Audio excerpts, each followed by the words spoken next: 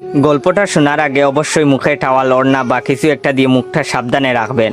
মায়ের হাতে খেলানি খেলে আমি দায়ী না। বল্টু হ উচ্চারণ করতে পারে না, হকে গো বলে ফেলে। ক্লাসে নতুন ম্যাডাম এসেছে, এবার পরিচয় পর্ব শুরু হলো। ম্যাডাম বলল, হাই ছাত্রছাত্রীরা, আমি পাখি, এবার তোমাদের পরিচয় দাও দেখি।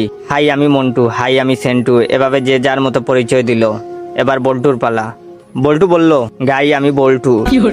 ম্যাডাম বললেন, কি বললে হারামি? বল্টু বলল, গাই বললাম, আপনি আমাকে গাই বলেছেন, আমিও আপনাকে গাই বললাম। ম্যাডাম বললেন, কি তোর সাহস কি করে হলো আমাকে গাই বলতে? কে তোকে এসব বলতে বলেছে, বল আমাকে। বল্টু বলল, প্রধান শিক্ষক, তিনি বলেছেন ম্যাডাম এসে সবাইকে গাই বলবে, তোমরাও ম্যাডামকে গাই বলবে।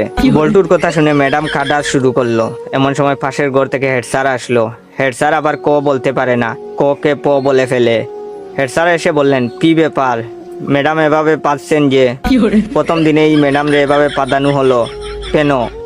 হেড স্যারের কথা শুনে ম্যাডাম আরো জুড়ে জুড়ে কাঁদা শুরু করলো। হেড স্যার বললেন, প্লিজ ম্যাডাম, আপনি এত জুড়ে জুড়ে পাদবেন না, আজ আপনার প্রথম দিন, আপনি এত জুড়ে জুড়ে পাদলে মানুষ কি ভাববে? প্লিজ আস্তে আস্তে পাদুন, তাহলে আমরা ছাড়া আপনার পাদার শব্দ অন্যরা শুনতে পাবে না। হেড স্যারের কথা শুনে ম্যাডাম তো কাঁদতে কাঁদতে বেঞ্চের উপর শুয়ে পড়লো। এমন সময় টিওনো হাজির। টিওনো আবার শ বলতে পারে না, শকে ম বলে ফেলে। টিওনো, কি ব্যাপার ম্যাডাম, আপনি এখানে মুতলেন কেন? বেঞ্চের উপর মুতলে কি ভালো লাগবে?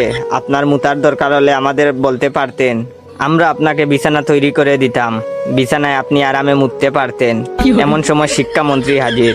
শিক্ষামন্ত্রী আবার উপরের সবগুলো সমস্যা বিদ্যমান। শিক্ষামন্ত্রীকে যে যার মতো ঘটনা খুলে বলল। বল্টু বলল, আমি ম্যাডামকে গাই বলেছি। হেড স্যার বললেন, আমি ম্যাডামরে আসতে পারতে বলেছি। টিওনো বলল, ওদের কথার জন্য ম্যাডাম বেঞ্চের উপরে মুততেছিল, তাই আমি ম্যাডামকে বিছানায় মুততে বলেছি। তখন শিক্ষামন্ত্রী বললেন, ও বুঝেছি, গাইটা পাততে পাততে বেঞ্চের উপরে মুতেছে। এটা শোনার পর ম্যাডাম তো বেহুশ।